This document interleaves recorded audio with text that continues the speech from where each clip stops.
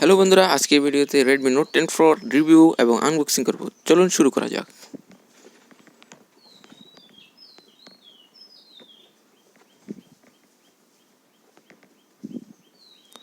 তো এখানে বক্সের পিছনে Redmi Note 10 Pro লেখা আছে। এটা হচ্ছে made in India, 128GB 6GB RAM.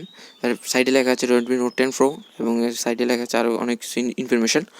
তো এটা ওপেন করে দেখি ভিতরে কী আছে। তো ওপেন করার পর এখানে আছে সিনমেট ইজেক্টর টুল এবং আরও কিছু লেখা ডকুমেন্ট।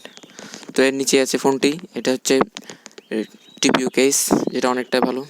ফোনটি আনবক্সিং করে র্যাপ আপ খুলে দেখি।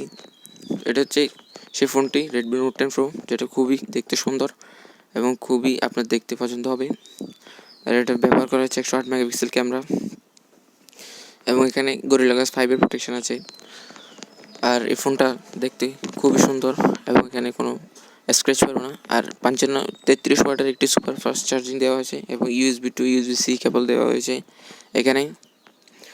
আর এই ফোনটিতে আরও ব্যবহার করা হয়েছে Qualcomm Snapdragon 732G 120Hz refresh rate এবং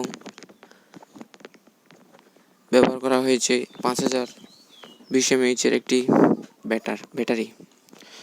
আর এই ফোনটিতে আরও আছে 16 মেগাপিক্সেল ফ্রন্ট ফেসিং ক্যামেরা এবং সাইড মাউন্টেড ফিঙ্গারপ্রিন্ট সেন্সর।